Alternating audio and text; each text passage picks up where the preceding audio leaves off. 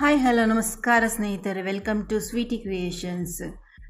ಇವತ್ತು ನಾನು ಬೆಂಡೆಕಾಯಿ ಕಾಯಿ ರಸ ಮಾಡಿದ್ದೇನೆ. ಇದು ತುಂಬ ಸುಲಭವಾದ ರೆಸಿಪಿ. ನೀವು ಕೂಡ ಮಾಡಿ ನೋಡಿ, ಟೇಸ್ಟಿಯಾಗಿ ಬರುತ್ತದೆ. ಇದು ಅನ್ನ, ಚಪಾತಿ, ದೋಸೆಗೆಲ್ಲ ಒಳ್ಳೆ ಕಾಂಬಿನೇಷನ್.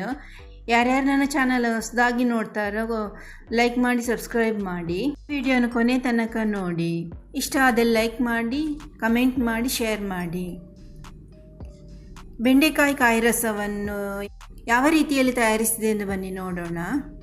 ಇದು ಸುಲಭವಾಗಿ ತಯಾರಿಸಬಹುದು, ತುಂಬ ರುಚಿಯಾಗಿ ಬರುತ್ತದೆ. ಇದು ನೀವು ಕೂಡ ಟ್ರೈ ಮಾಡಿ ನೋಡಿ. ಮೊದಲಿಗೆ ನಾನು ಅರ್ಧ ಕೆಜಿಯಷ್ಟು ಬೆಂಡೆಕಾಯಿ ತೆಗೆದುಕೊಂಡಿದ್ದೆ. ನಾನು ಊರಿನ ಬೆಂಡೆ ತೆಗೆದುಕೊಂಡೆ, ನಮ್ಮ ಮಂಗಳೂರಲ್ಲಿ ಸಿಗ್ತದೆ ಅಂಥದ್ದು. ಕಾಯಿಯನ್ನು ತೊಳೆದು ಒಂದು ಬಟ್ಟೆಯಲ್ಲಿ ಒರೆಸಿ ಇಟ್ಟಿದ್ದೇನೆ. ಎಲ್ಲವನ್ನು ಒರೆಸಿಟ್ಟ ನಂತರ ಅದನ್ನು ಸಣ್ಣ ಸಣ್ಣ ಸ್ಲೈಸ್ ಆಗಿ ಕಟ್ ಮಾಡಬೇಕು.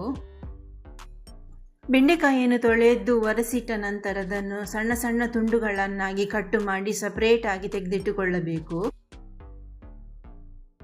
ಎಲ್ಲ ಬೆಂಡೆಕಾಯಿಯನ್ನು ಕಟ್ ಮಾಡಿ ಇಟ್ಟಿದ್ದೇನೆ. ಇದನ್ನು ಸಪರೇಟ್ ಆಗಿ ತೆಗೆದಿಟ್ಟುಕೊಳ್ಳೋಣ. ಈಗ ಒಂದು ಪಾತ್ರೆ ತೆಗೆದುಕೊಂಡಿದ್ದೇನೆ. ಅದಕ್ಕೆ 1 ಕಪ್ನಷ್ಟು ನೀರು ಸೇರಿಸಿ ಅದನ್ನು ಚೆನ್ನಾಗಿ ಕುದಿಸುತ್ತಾ ಇದ್ದೇನೆ. ಇದು ಕುದಿಯುವಾಗ 1 ತುಂಡು ಬೆಲ್ಲವನ್ನು ಸೇರಿಸ್ತಾ ಇದ್ದೇನೆ. ಅದರ ಜೊತೆಗೆ 2 ಹಸಿ ಮೆಣಸಿನಕಾಯಿಯನ್ನು ಕಟ್ಟು ಮಾಡಿ ಸೇರಿಸ್ತಾ ಇದ್ದೇನೆ. ಮತ್ತು ರುಚಿಗೆ ತಕ್ಕಷ್ಟು ಉಪ್ಪನ್ನು ಕೂಡ ಸೇರಿಸಬೇಕು.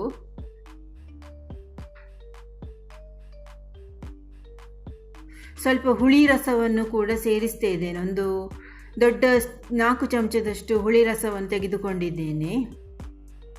ಅದನ್ನು ಸೇರಿಸಿ ಕುದಿಸಬೇಕು.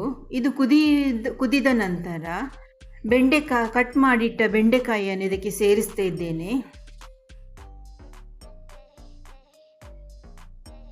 ಈ ಬೆಂಡೆಕಾಯಿಯನ್ನು ಒಂದು 5 ನಿಮಿಷಗಳ ಕಾಲ ಬೇಯಿಸಿದರೆ ಸಾಕು. ಜಾಸ್ತಿ ಬೇಯಿಸಿದ್ದು ಬೇಡ, ಪಕ್ಕ ಬೇಗ ಬೇಯ್ತದೆ ಅದು. ನೋಡಿ, ಈಗ ಬೆಂದಿದೆ. ಇದನ್ನು ಸಪರೇಟ್ ಆಗಿ ಇಟ್ಟುಕೊಳ್ಳೋಣ. ಇದು ಸ್ವಲ್ಪ ತಣ್ಣಗಾಗಲಿ. ಈಗ ಇದಕ್ಕೆ ಬೇಕಾದ ಮಸಾಲೆಯನ್ನು ರೆಡಿ ಮಾಡೋಣ. ಒಂದು ಬಾಣಲೆ ತೆಗೆದುಕೊಂಡಿದ್ದೇನೆ. ಅದಕ್ಕೆ ನಾನು ಸ್ವಲ್ಪ 1 ಚಮಚದಷ್ಟು ಎಣ್ಣೆಯನ್ನು ಸೇರಿಸ್ತಾ ಇದ್ದೇನೆ. ಎಣ್ಣೆ ಬಿಸಿಯಾದ ಬಳಿಕ ಅದಕ್ಕೆ ಒಂದು 10 ಬ್ಯಾಡಗಿ ಚಿಲ್ಲಿಯನ್ನು ತೆಗೆದುಕೊಂಡಿದ್ದೇನೆ. ಅದನ್ನು ಚಂದ ಮಾಡಿ ಹುರಿಬೇಕು, ಒಳ್ಳೆ ರೋಸ್ಟ್ ಆಗಬೇಕು. ಇದು ರೋಸ್ಟ್ ಆಗುವಾಗ ಒಂದು ದೊಡ್ಡ ಚಮಚದಷ್ಟು ಉದ್ದಿನ ಬೇಳೆಯನ್ನು ತೆಗೆದುಕೊಂಡಿದ್ದೇನೆ. ಇದು ಕೂಡ ಕೆಂಬಣ್ಣ ಬರುವ ತನಕ ಹುರಿಯಬೇಕು.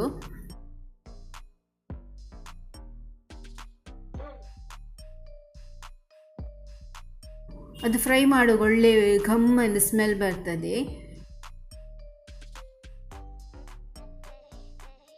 ಫ್ರೈ ಆಯ್ತು. ಈಗ ಇದನ್ನು ಸಪ್ರೇಟಾಗಿ ತೆಗೆದುಕೊಳ್ಳೋಣ. ಈಗ ಒಂದು ಪಾತ್ರೆ ತೆಗೆದುಕೊಂಡಿದ್ದೆ. ಅದಕ್ಕೆ 1 ಕಪ್ಪಿನಷ್ಟು ತೆಂಗಿನ ತುರಿಯನ್ನು ಹಾಕಿ ಇಟ್ಟಿದ್ದೇನೆ. ಅದಕ್ಕೆ ಈ ಹುರಿದಿಟ್ಟ ಮಸಾಲೆಯನ್ನು, ಅಂದರೆ ಬ್ಯಾಡಗಿ ಚಿಲ್ಲಿ ಮತ್ತು ಉದ್ದಿನ ಬೇಳೆಯನ್ನು ಅದಕ್ಕೆ ಸೇರಿಸಬೇಕು. ಈಗ ಒಂದು ಮಿಕ್ಸರ್ ಜಾರ್ ತೆಗೆದುಕೊಂಡು ಇದಕ್ಕೆ ಸ್ವಲ್ಪ ನೀರು ಸೇರಿಸಿ ನುಣ್ಣಗೆ ರುಬ್ಬಬೇಕು. ನೋಡಿ, ನುಣ್ಣಗೆ ರುಬ್ಬಿ ಇಟ್ಟಿದ್ದೇನೆ. ಈ ಮಸಾಲೆಯನ್ನು ಆಗ ಬೇಯಿಸಿ ಇಟ್ಟ ಬೆಂಡೆಕಾಯಿಗೆ ಇದನ್ನು ಸೇರಿಸಬೇಕು. ಮಿಕ್ಸರ್ ಜಾರಿಗೆ ಸ್ವಲ್ಪ ನೀರನ್ನು ಸೇರಿಸಿ ಆ ಮಸಾಲೆಯನ್ನು ಮಿಕ್ಸ್ ಮಾಡಬೇಕು. ನಿಮಗೆ ಉಪ್ಪು ಬೇಕಿದ್ದಲ್ಲಿ ಇಲ್ಲಿ ಉಪ್ಪನ್ನು ಕೂಡ ಸೇರಿಸ್ಬೋದು. ಆಗ ಬೆಂಡೆಕಾಯಿ ಬೇಯಿಸುವಾಗ ಸ್ವಲ್ಪ ಉಪ್ಪು ಹಾಕಿದ್ದೇನೆ. ನನಗೆ ಇಲ್ಲಿ ಸ್ವಲ್ಪ ಕಮ್ಮಿಯಾಗಿ ಕಂಡಿತ್ತು. ಈಗ ಉಪ್ಪನ್ನು ಕೂಡ ನಾನು ಸೇರಿಸ್ತಾ ಇದ್ದೇನೆ. ಈಗ ಮುಚ್ಚಳ ಮುಚ್ಚಿ ಮಸಾಲೆಯನ್ನು ಕುದಿಯಲು ಬಿಡೋಣ. ಒಂದು 5 ನಿಮಿಷ ಸಾಕು ಇದು ಕುದಿಯಲು. ಈಗ ಕುದಿಯುತ್ತಾ ಉಂಟು ನೋಡಿ, ಕುದ್ದಾಗಿದೆ. ಈಗ ಇದನ್ನು ಇಳಿಸಿ ಸೈಡಿಗೆ ಇಟ್ಟುಕೊಬಿಡೋಣ. ಬೆಂಡೆಕಾಯಿ ಮಸಾಲೆಯೊಟ್ಟಿಗೆ ಒಳ್ಳೆ ಬೆಂದಿದೆ. ಈಗ ಇದಕ್ಕೆ ಬೇಕಾದ ಒಗ್ಗರಣೆಯನ್ನು ರೆಡಿ ಮಾಡೋಣ. ಒಂದು ಪಾತ್ರೆ ತೆಗೆದುಕೊಂಡಿದ್ದೇನೆ. ಅದನ್ನು ಬಿಸಿ ಮಾಡಿ ಅದಕ್ಕೆ 2 ದೊಡ್ಡ ಚಮಚದಷ್ಟು ಎಣ್ಣೆಯನ್ನು ಹಾಕ್ತಾ ಇದ್ದೇನೆ. ನಾನಿಲ್ಲಿ 2 ದೊಡ್ಡ ಚಮಚದಷ್ಟು ತೆಂಗಿನ ಎಣ್ಣೆಯನ್ನು ತೆಗೆದುಕೊಂಡಿದ್ದೇನೆ. ಇದಕ್ಕೆ ನಾನು ಸಾಸಿವೆಯನ್ನು ಈಗ ಹಾಕಬೇಕು. ಒಂದು ಅರ್ಧ ಚಮಚದಷ್ಟು ಸಾಸಿವೆಯನ್ನು ಸೇರಿಸಬೇಕು. ಇಲ್ಲಿ ಅದರ ಜೊತೆಗೆ ನಾನು ಬ್ಯಾಡಗಿ ಚಿಲ್ಲಿಯನ್ನು ತುಂಡು ತುಂಡು ಮಾಡಿ ಹಾಕ್ತಾ ಇದ್ದೇನೆ. ಇದು ಹೊಂಬಣ್ಣ ಬರೋ ತನಕ ಫ್ರೈ ಮಾಡಬೇಕು. ಅದರ ಜೊತೆಗೆ ನಾನು ಒಗ್ಗರಣೆ ಎಲೆಯನ್ನು ಕೂಡ ಸೇರಿಸ್ತಾ ಇದ್ದೇನೆ. ಇದನ್ನು ಒಂದು 2 ನಿಮಿಷಗಳ ಕಾಲ ಹಾಗೆ ಫ್ರೈ ಮಾಡಬೇಕು. ನಾನಿಲ್ಲಿ ತೆಂಗಿನ ಎಣ್ಣೆ ತೆಗೆದುಕೊಂಡದ್ದು, ನೀವು ತುಪ್ಪ ಅಥವಾ ಬೇರೆ ಎಣ್ಣೆಯನ್ನು ಯೂಸ್ ಮಾಡಬಹುದು. ಇದು ಫ್ರೈ ಆಗಿದೆ. ಈ ಒಗ್ಗರಣೆಯನ್ನು ಬೆಂಡೆಕಾಯಿ ರಸಕ್ಕೆ ಹಾಕಬೇಕು. ಬೆಂಡೆಕಾಯಿ ರಸಕ್ಕೆ ಹಾಕಿದ ಬಳಿಕ ಒಂಚೂರು ಮಿಕ್ಸ್ ಮಾಡೋಣ. ಈಗ ನೋಡಿ ತಯಾರಾಗಿದೆ ನಮ್ಮ ಬೆಂಡೆಕಾಯಿ ಕಾಯಿ ರಸ. ಈ ವಿಡಿಯೋ ಇಷ್ಟವಾದ ಲೈಕ್ ಮಾಡಿ, ಸಬ್ಸ್ಕ್ರೈಬ್ ಮಾಡಿ. Thank you so much. ಮತ್ತೆ ಹೊಸ ರೆಸಿಪಿಯೊಂದಿಗೆ ಸಿಗೋಣ. ನಿಮ್ಮ ಸಪೋರ್ಟ್ ಯಾವಾಗಲೂ ಸ್ವೀಟಿ ಕ್ರಿಯೇಷನ್ಸ್ ಜೊತೆ ಇರಲಿ. ಕೊನೆ ತನಕ ನೋಡಿದ್ದಕ್ಕಾಗಿ ಧನ್ಯವಾದಗಳು. ನೀವು ಕೂಡ ಈ ರೆಸಿಪಿಯನ್ನು ಮಾಡಿ ನೋಡಿ, ಬೆಂಡೆಕಾಯಿ ಕಾಯಿ ರಸ. ಇಷ್ಟವಾದಲ್ಲಿ ಲೈಕ್ ಮಾಡಿ, ಕಮೆಂಟ್ ಮಾಡಿ. ಮತ್ತೆ ಹೊಸ ರೆಸಿಪಿಯೊಂದಿಗೆ ಸಿಗೋಣ.